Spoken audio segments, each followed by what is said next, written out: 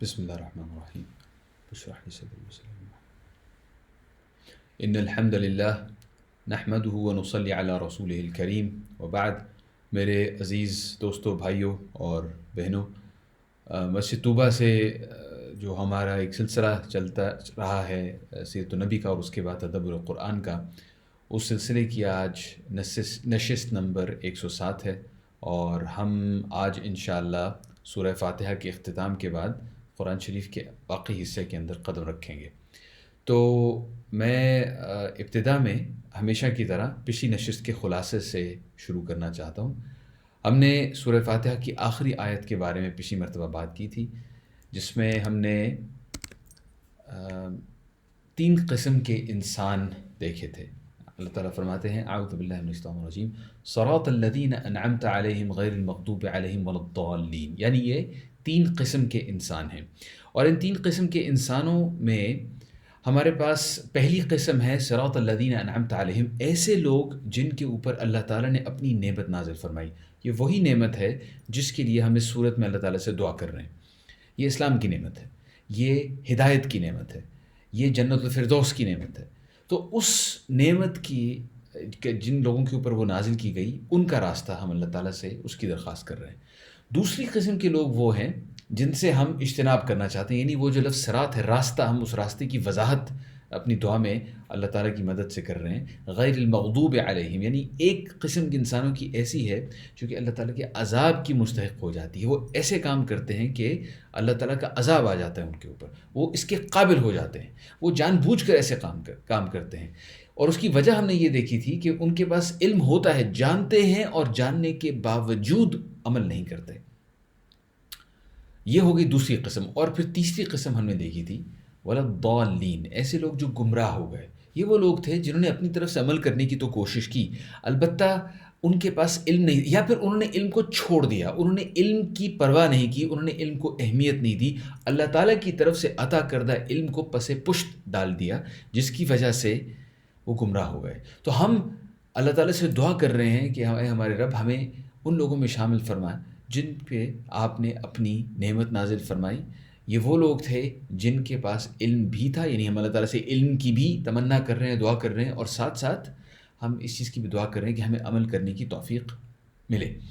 ساتھ ساتھ ہم یہ بھی اللہ تعالیٰ سے دعا کر رہے ہیں کہ ہم کہیں اس جو کیٹیگری ہے اس کے اندر نہ چلے جائیں کہ علم کے باوجود عمل نہیں، یا عمل ہو رہا ہے اور علم نہیں. تو یہ تھا سورہ فاتحہ کی آخری آیت. اس کے بارے میں ہم نے پچھلی دفعہ بات کی تھی. ایک دفعہ سے پوری سورہ فاتحہ کو دیکھ لیتے ہیں، کیونکہ آج ہم جس سورت کی ابتدا کریں گے اس میں سورہ فاتحہ کے بعد ایک ڈائریکٹ لنک بنتا ہے. تو سورہ فاتحہ میں ہم نے کہا تھا کہ ہم سب سے پہلے ہم اللہ تعالیٰ سے اپنی گفتگو کی ابتدا کرتے ہیں بسم اللہ کے بعد. الحمدللہ رب العالمین، ہم اللہ تعالیٰ کی حمد و ثنا کرتے ہیں. حمد کے اندر ہم نے کہا تھا اس میں اللہ تعالیٰ کی مدح بھی ہے، تعریف بھی ہے، اور اللہ تعالیٰ کا شکر بھی ہے. اس کے بعد ہم کہتے ہیں الرحمن الرحیم، یعنی کہ ہم اللہ تعالیٰ کی طرف سے بھیجی ہوئی رحمت کا اقرار کرتے ہیں. ہمارے اوپر اللہ تعالیٰ کی بہت رحمتیں، بے شمار رحمتیں ہیں.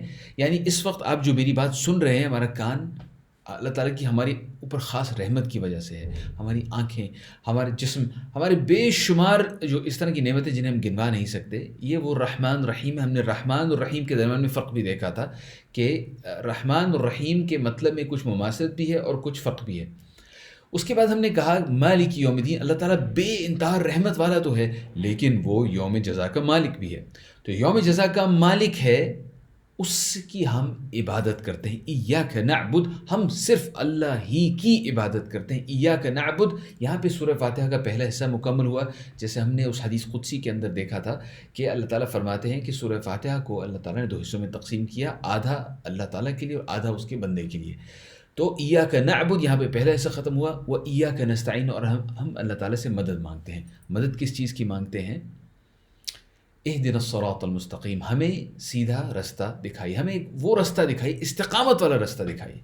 ہمیں وہ رستہ دکھائی جو آپ کو محبوب ہے، وہ رستہ دکھائی جس پہ آپ چاہتے ہیں ہمارے رب کہ ہم چلیں. ہمیں وہ رستہ دکھائیے.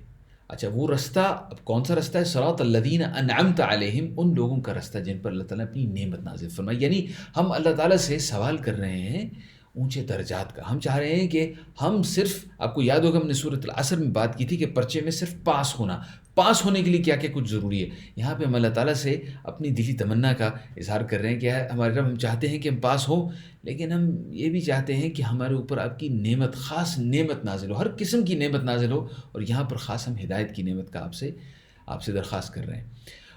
اس کے بعد پھر صراط الذین انعمت علیہم غیر المغضوب علیہم ولا الضالین، جیسے کہ ابھی ہم نے خلاصے میں دیکھا. تو یہ ہے سورہ فاتحہ کا خلاصہ. یہ ایک دعا ہے. اس دعا کا جواب اللہ تعالیٰ دیتے ہیں پورے قرآن شریف کی صورت میں. بلکہ اگر اس صورت کے بعد اگر ہم فوراً سورۃ البقرہ شروع کریں تو سورۃ البقرہ کی ابتدائی آیات کے اندر اللہ تعالیٰ کیا کہتے ہیں؟ اعوذ باللہ من الشیطان الرجیم، بسم اللہ الرحمن الرحیم، الف لام میم، ذالک الکتاب لا ریب فیہ. یہ وہ کتاب ہے جس میں کوئی شک نہیں ہے. ہدن للمتقین، وہ لوگ جو تقوی اختیار کرتے ہیں ان کے لیے ہدایت ہے. ہم نے ابھی سورہ فاتحہ میں کیا دعا کی اللہ تعالیٰ سے؟ ہمیں ان لوگوں کا رستہ دکھائیے جن پر اللہ تعالیٰ نے اپنی نعمت نازل فرمائی. اور دوسری طرف اللہ تعالیٰ سورہ البقرہ میں فوراً اس کے بعد کیا کہہ رہے ہیں کہ اچھا ٹھیک ہے، تم نے ہدایت مانگی تھی، یہ ہے وہ کتاب، یہ ہے وہ کتاب، ذالک الکتاب لا ریب فیہ، جس میں کوئی شک نہیں، ہدن للمتقین، اس میں ہے ہدایت. رستہ چاہتے ہو اس پہ آ جاؤ، رستہ چاہتے ہو اس میں تلاش کرو، رستہ چاہتے ہو تو اس کے اندر جا کر سیکھو، سمجھو، اس کو حاصل کرنے کی کوشش کرو، اس میں علم حاصل کرنے کی کوشش کرو. ہم سورہ فاتحہ کے فوراً بعد سورہ بقرہ تو شروع نہیں کریں گے. اس کی ایک خاص وجہ ہے. میرا پہلے ارادہ تھا کہ میں اس ترتیب میں چلوں جس میں قرآن شریف نازل ہوا ہے، لیکن آج کل جیسے کہ آپ جانتے ہیں ہم کچھ خاص حالات سے گزر رہے ہیں. یہ حالات انتہائی آزمائش کے حالات ہیں. ان حالات میں ایک ایسی کیفیت ہے جو کہ شاید پچھلے 100 سال سے دنیا پر نہیں آئی، اور اس کیفیت میں لوگ اس وقت گھروں میں ایک طریقے سے محصور ہیں، اور کوئی چارہ بھی نہیں اس کے سوا. جو لوگ ذریعہ معاش تھا وہ بھی اب آہستہ آہستہ لوگوں کا مشکل میں پڑتا جا رہا ہے. یعنی ہر قسم کی ایک ذہن کے اوپر بھی ایک دباؤ ہے. تو اس آزمائش کے دوران میں سوچتا رہا، غور و فکر کرتا رہا کہ کون سی صورت ایسی ہوگی جس کے اوپر تدبر کرنے میں ہمیں جانا چاہیے، جس میں ہمیں میکسیمم فائدہ ہو سکے. تو اس لیے ہم انشاءاللہ اب ابتدا کریں گے سورہ کہف کی. ہم انشاءاللہ اگلے چند ہفتے لگائیں گے سورہ کہف کے اوپر، اس کو سمجھنے میں، اور اس کے بعد ساتھ ساتھ ہم اس کو، میری آپ سے گزارش ہے کہ سورہ فاتحہ تو سب کو ویسے ہی یاد تھی، لیکن جو ہم سورہ کہف سے گزر رہے ہیں، میری آپ سے گزارش ہے کہ ہم جو چند ایک آیات کیا کریں گے، ہم کوشش کریں کہ ان کو زبانی یاد کریں. خاص طور پہ ابتدائی 10 آیات تو ضرور یاد کرنی چاہیے، اور میں آپ سے ذکر کروں گا کہ اس کی وجہ کیا ہے، اور آخری 10 آیات. لیکن باقی سورہ کہف کو بھی ہماری کوشش ہونی چاہیے کہ ہم اس کو زبانی یاد کریں ساتھ ساتھ. تو آج ہم انشاءاللہ بسم اللہ کریں گے سورہ کہف کے ساتھ. سورہ کہف کے بارے میں ایک اہم چیز یہ ہے کہ یہ قرآن شریف کی ان صورتوں میں شامل ہے جو کہ اول دور میں نازل ہوئی، مکہ شریف کے اندر اول دور میں نازل ہوئی. تو اس کے حوالے سے ابن مسعود کی، عبداللہ بن مسعود رضی اللہ عنہ، ان کی ایک روایت ہے. کچھ لوگ کہتے ہیں کہ یہ حدیث ہے، لیکن مجھے اس کی کوئی مستند دلیل نہیں مل سکی. یہ پتہ ہے کہ اثر ہے، یعنی ایک صحابی کا قول ہے، تو میں اس کے مطابق آپ کے سامنے پیش کر رہا ہوں. اور یہ بھی عام صحابی نہیں ہے، یہ ایک عالم صحابی ہیں، عبداللہ بن مسعود رضی اللہ عنہ. وہ فرماتے ہیں کہ جو سورہ بنی اسرائیل ہے، اور سورہ کہف ہے، اور سورہ مریم، اور سورہ طٰہٰ، اور سورہ انبیاء، یہ ہیں من عتاق الاول. یہ وہ جو اولین صورتیں ہیں، وَهُنَّ مِن ثَلَاثٍ، یہ جو اولین صورتیں ہیں جو نازل ہوئی تھیں مسلمانوں کے اوپر، یہ ان میں شامل ہے. اچھا، اولین صورتیں تو ہیں، ٹھیک ہے، ہمیں پتہ چل گیا اس اثر سے کہ شروع میں یہ نازل ہوئی تھی. ابتدا میں جو مسلمان جو مکہ میں مسلمان، مکی زندگی میں مسلمانوں کے سامنے یہ صورتیں آئی تھیں.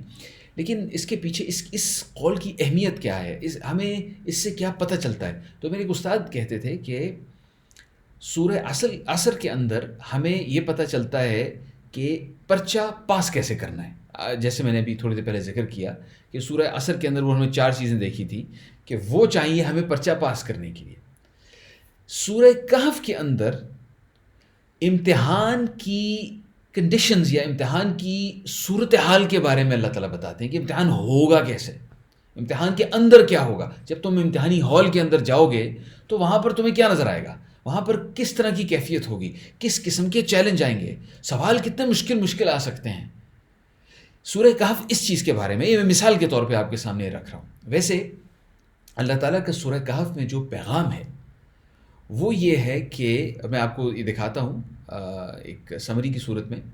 اللہ تعالیٰ سورہ کہف میں ہمیں بتاتے ہیں، پیغام یہ دیتے ہیں کہ اللہ تعالیٰ اپنے بندوں کی ہر آزمائش میں مدد کرتا ہے، ہر آزمائش میں، اور اس میں پھر 4 آزمائشوں کا ذکر ہے، جو یہ 4 واقعات ہیں جو سورہ کہف میں آتے ہیں۔ ہم اس وقت ایک آزمائش سے گزر رہے ہیں تو اس کو ذہن میں رکھیے کہ اللہ تعالیٰ ہر آزمائش میں اپنے بندوں کی مدد کرتا ہے۔ سب سے پہلے نوجوانوں کا قصہ۔ نوجوان جو سورہ کہف کے جو نام بھی ہے سورہ کہف، وہ غار کی وجہ سے ہے، اور غار کے اندر جو نوجوان گئے، یہ واقعہ معروف ہے، آپ اس کے بارے میں جانتے ہوں گے۔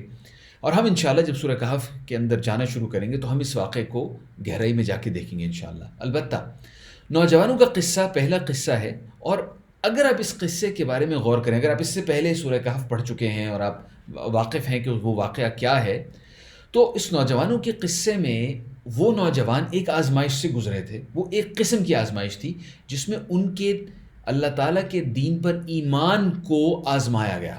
اللہ تعالیٰ نے ان کو اس آزمائش میں ڈالا کہ وہ اپنے لوگوں کے ساتھ رہتے، اپنے شہر کے لوگوں کے ساتھ رہتے، امن و امان سے رہتے، لیکن پھر ان کا دین ضائع جاتا۔ البتہ وہ اس آزمائش میں پورے اترے، اور ہمیں وہ واقعہ پتہ چلتا ہے کہ اللہ تعالیٰ نے کس طریقے سے انہیں اس غار میں لے کے گئے اور پھر نشانی بنا دیا 300 سال بعد کے لوگوں کے لیے۔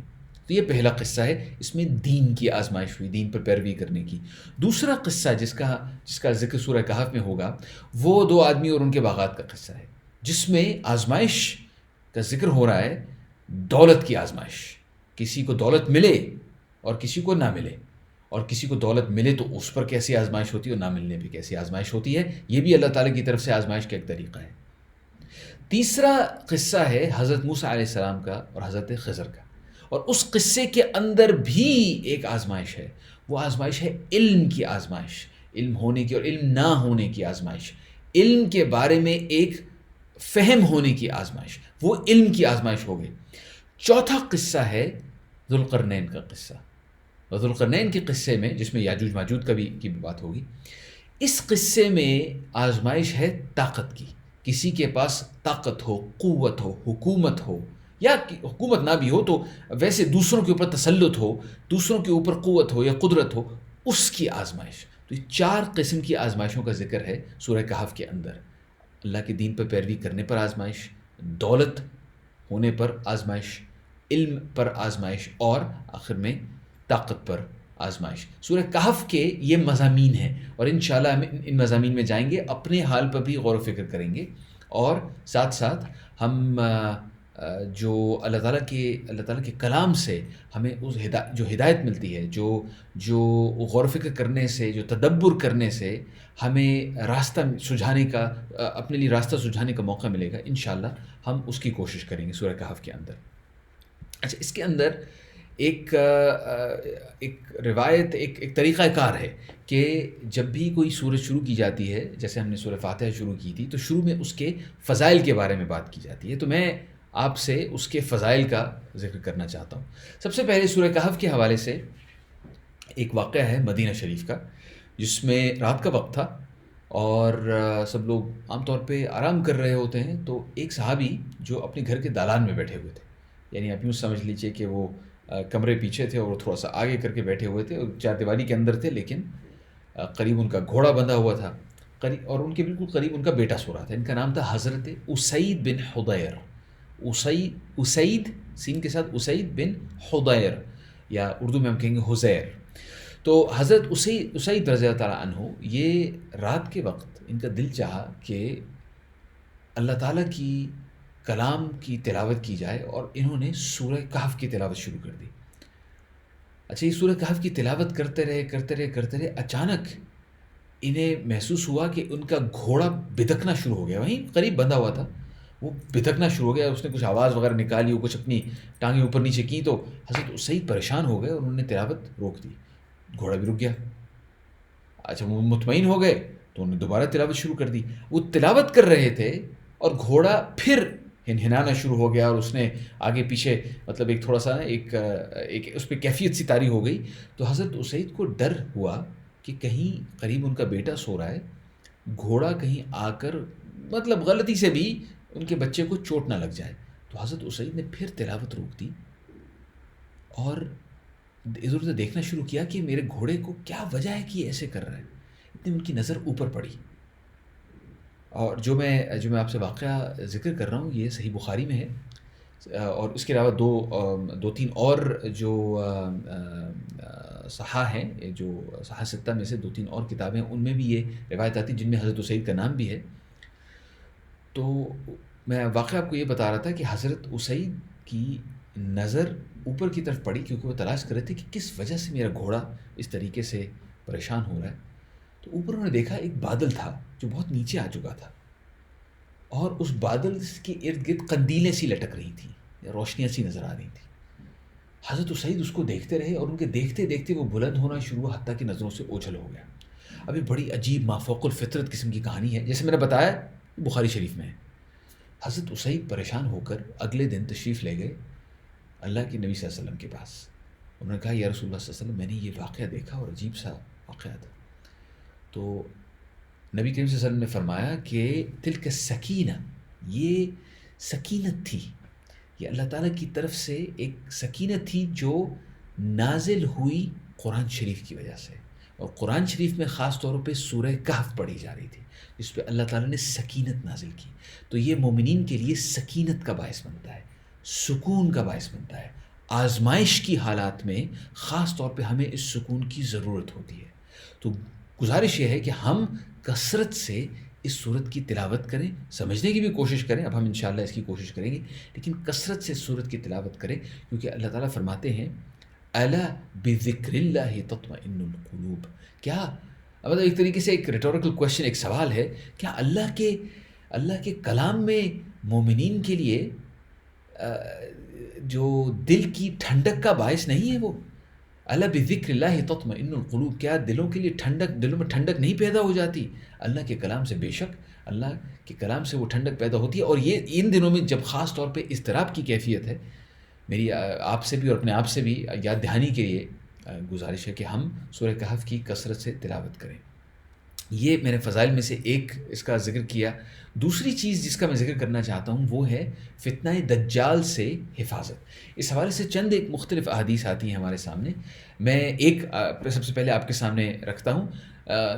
قال صلی اللہ علیہ وسلم من حفظ 10 آیات من اول سورۃ الکہف، جس نے سورہ کہف کی پہلی 10 آیات زبانی یاد کر لی، پہلی 10 آیات، وہ ان کے لیے، اس شخص کے لیے حفاظت بن جائیں گی دجال کے فتنے سے۔ اچھا، آپ میں سے بیشتر افراد دجال کے فتنے اور اس واقع جو اس کے حوالے سے ہمیں نبی کریم صلی اللہ علیہ وسلم نے جو آثار یوم قیامت بتائے ہیں ان سے واقف ہوں گے، نہیں بھی ہوں گے انشاءاللہ، تو ہم انشاءاللہ